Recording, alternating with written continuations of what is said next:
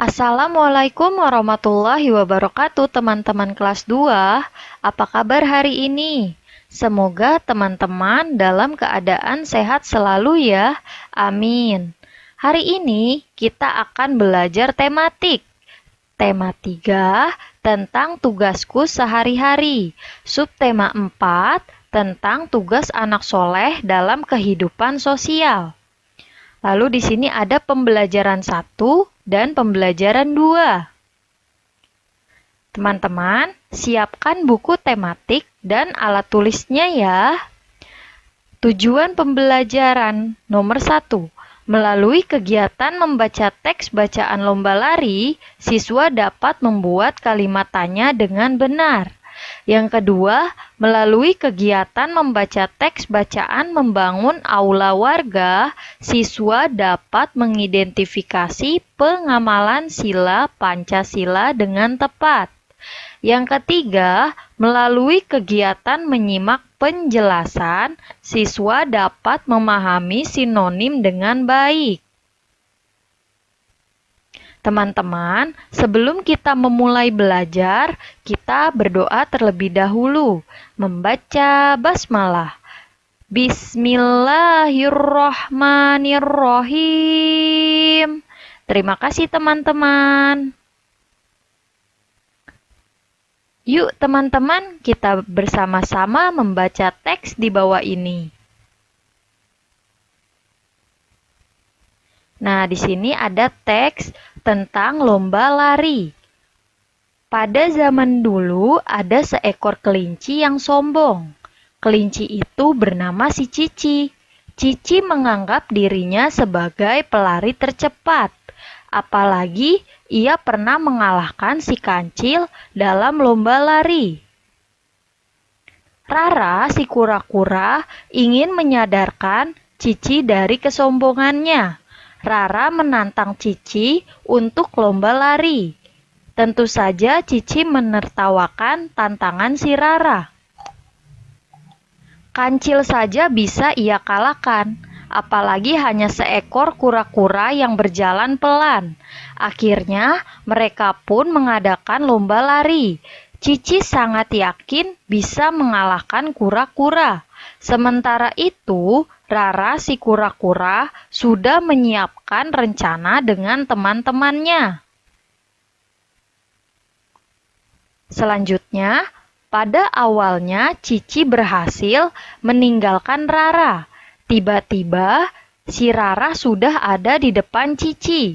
Cici kembali meninggalkan Rara.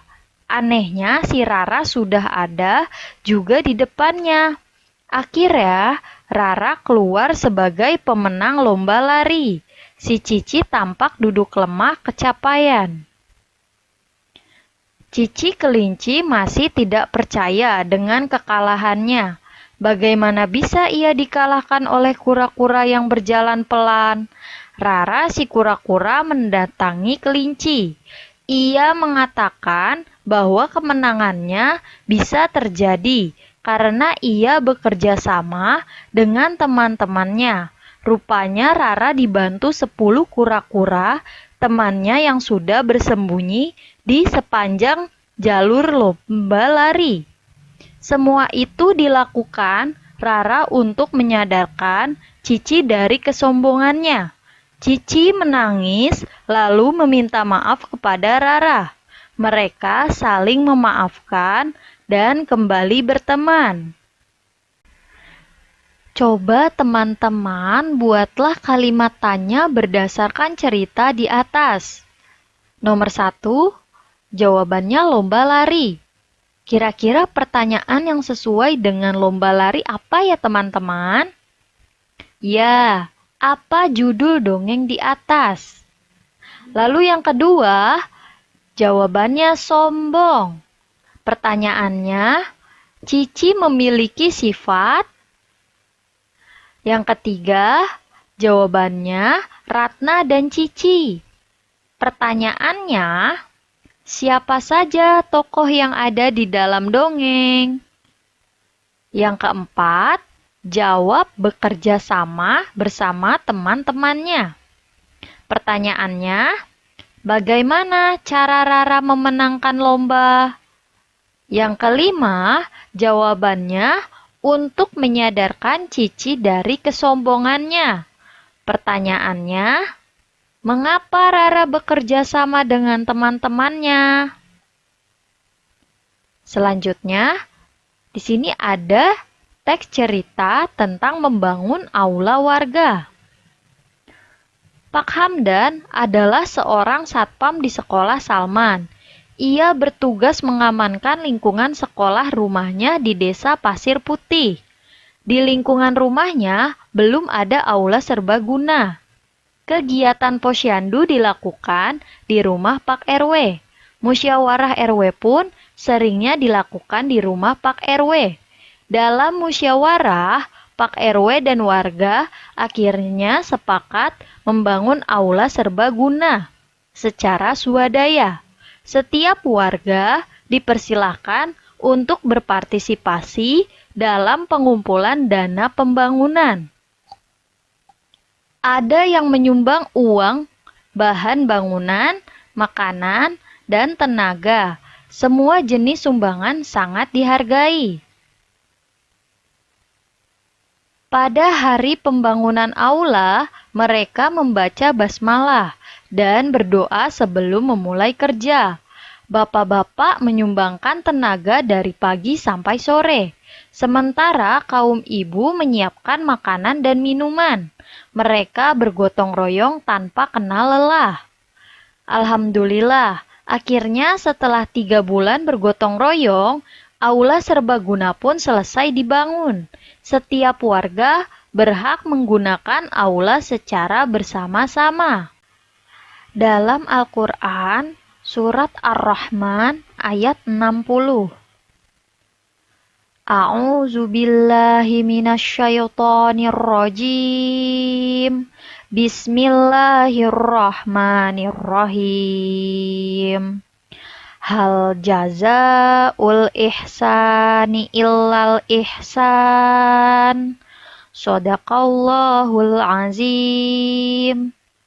Artinya, tidak ada balasan kebaikan kecuali kebaikan pula.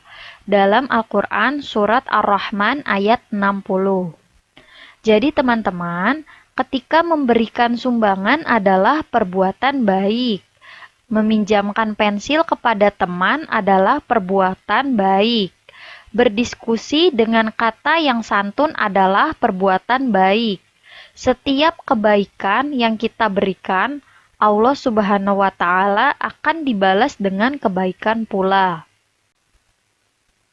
Teman-teman, masih ingatkah bunyi Pancasila?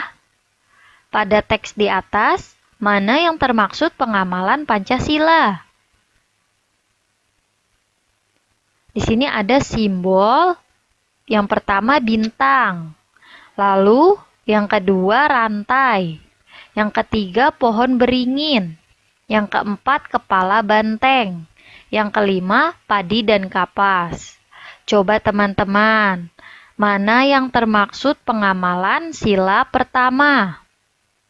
Ya, sebelum memulai pembangunan, mengucapkan bismillah dan doa bersama.